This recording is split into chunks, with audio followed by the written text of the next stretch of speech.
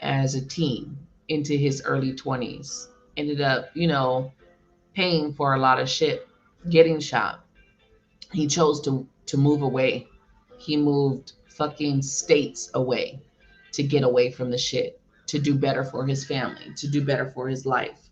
So it can be done, but the person has to want to change, has to want to start over, has to want to get away from the shit that they're in. But that comes from you, your desire to do better, your desire to live a different life. Nobody can force you. It's something that you got to do, but I've seen it. I've seen it be done. Carol, good morning, boo.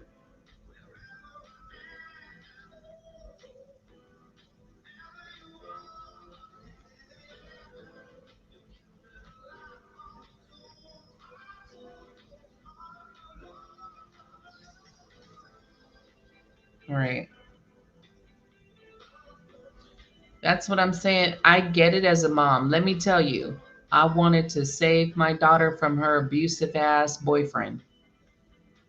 Couldn't save her from that. And then at the end of the day, there was a I mean, me and her, we've worked through a lot of stuff, but there was a point where I ended up having to wash my hands. Like, I can't, there's nothing else I can do for you. You're either going to wake up or you're not. And it's, some people might see that's being cold. It's not. Because at some point you got to realize, like, what's more important, your health or trying to run around and save your children from all the shit that they decide to do. Like, I get it as a parent, but it's like, damn, to what extent do you, like, keep doing shit? Like, at what point does somebody grow up? At what point do they have to get it together? you know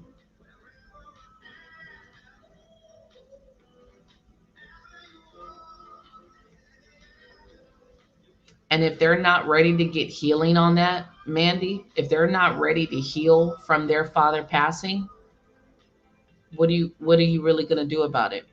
What can you really do as mom about it?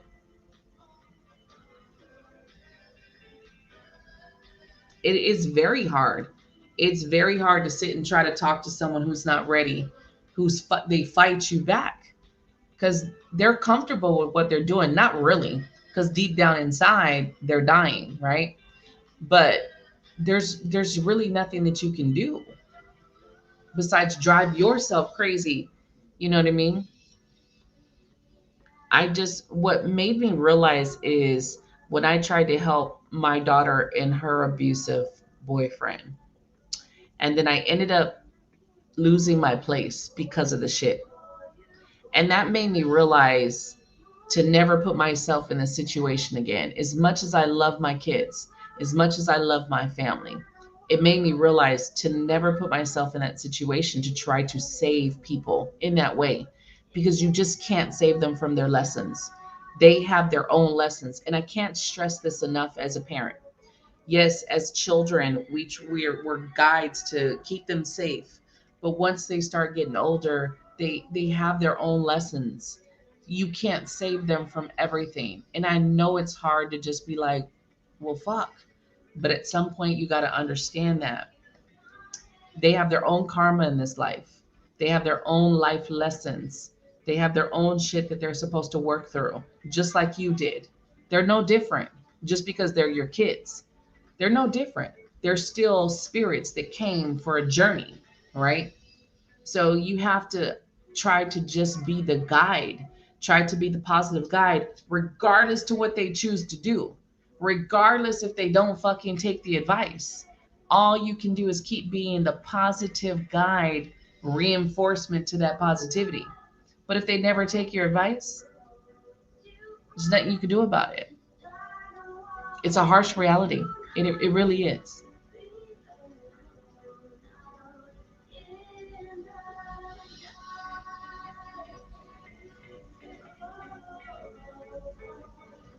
I think what it sounds like is you and your family, you guys need a lot of healing. And what it sounds like is, Mandy, you might have done a lot of damage when you were on your drugs, right? And so I know it's hard to come back from that. I've dealt with a lot of clients. It's hard. I will tell you, as a child from two addict parents, my dad was a heroin addict, my mom was an alcoholic, right? It was, I never got my respect back for them. I never regained my respect back for them.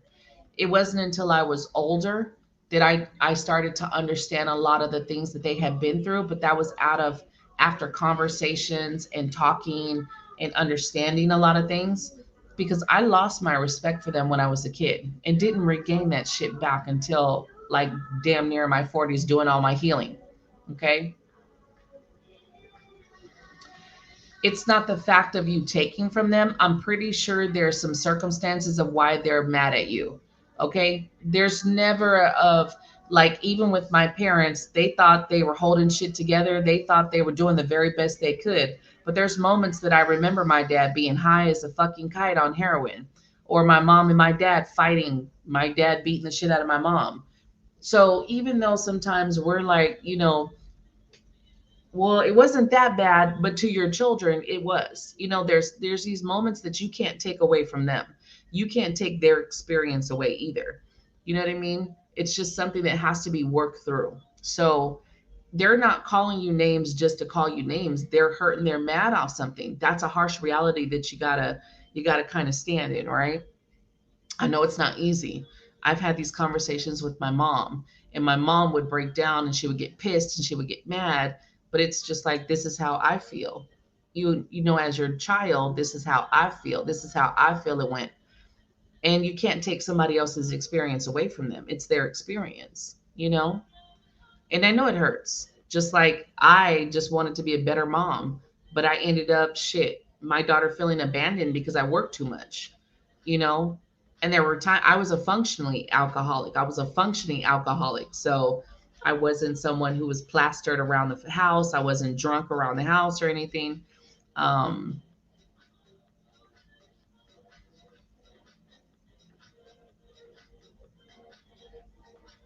right.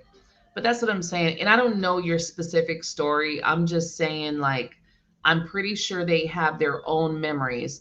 As much as you think they don't know, there's probably moments now that they're older that they can think back and be like, damn, I remember this.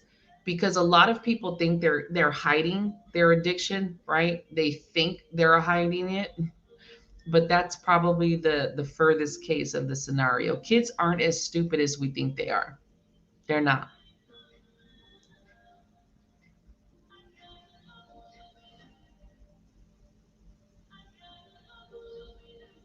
We're gonna send you some love, boo. Hey, Victoria. Right. So just understanding that, boo, just remember that it's not gonna be an easy fix. It's not gonna be, they have their hurts and pains that they have to deal with. And that's something that they gotta work through. They gotta work through that. It's not like, oh, well, we're better now, then we should just all be fucking happy. It doesn't work like that. Everyone has their own way of dealing with shit, and their own way of trying to deal with shit.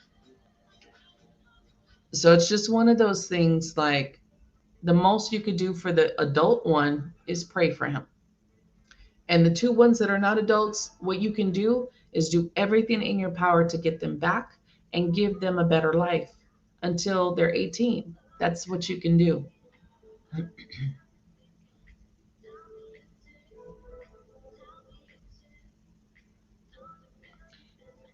Even if, even if, and I've seen a lot of this where when your kids are pissed off and mad at you, even if the family has said shit about you, right? And I want you to notice the time that you type in 9:33. Even if you even if they filled stuff in their head, because of the nature of the situation, you have to repair the situation. The repair is not going to happen overnight. It's not going to happen in a day. It's not going to happen, in a week. It's something that has to be done over time. And I know that that hurts. I feel like it's a lot. I know it hurts because I feel it. I feel the energy. And I don't feel like there's an easy fix. And I don't feel like there's an easy way. to fix what's going on. I just feel like it's one of those things where little by little you can try, but if they never speak to you again, if they never want to deal with you again, you that's something you will need to accept. And I know it's harsh, but unfortunately it's what spirit is telling me. If you don't get to that point of fixing it, it's something that you will have to accept. And you can send them love and light all you want, but that's kind of where it's at. It sucks. It really does suck. Feels shitty. Diana, well, good morning.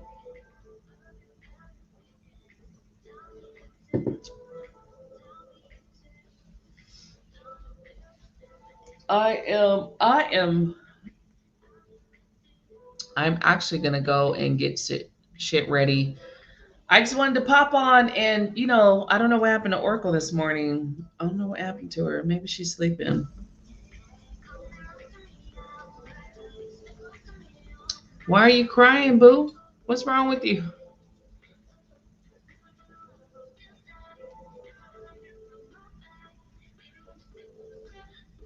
Why are you crying? Mandy, you know what? Another thing I would say to all parents, we spend a lot of our life living for our kids. And again, you are human guides to your kids, right? I'm not saying not to do things for your kids, but you have got to live for yourself. Because when those kids leave you, let's say they die, let's say they move on, let's say they never talk to your ass again, right? What do you do after that if all you have done your whole life is live for them? I want you guys to answer that for me. If your whole life all you've done is live for your child and not yourself, what do you have after they're gone?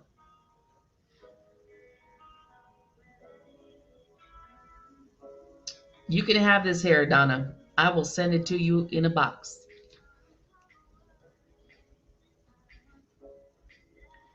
And Diana, it's not,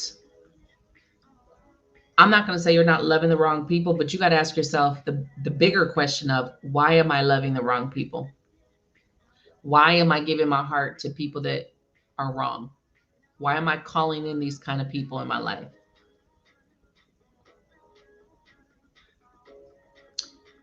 That's the thing. You got to find yourself. You have to find yourself. I really didn't notice that my whole life was living for my children. And then when my daughter got pregnant at 15, I, eventually before she had him, I became a full-time grandmother. So then I started living for my grandchildren. But nowhere near that was I living for myself. And it wasn't until they got older that it was just like, who the fuck am I? So these past couple years, even in my spiritual path, has been to find myself. Who am I without these kids? What does that look like? What are my hobbies?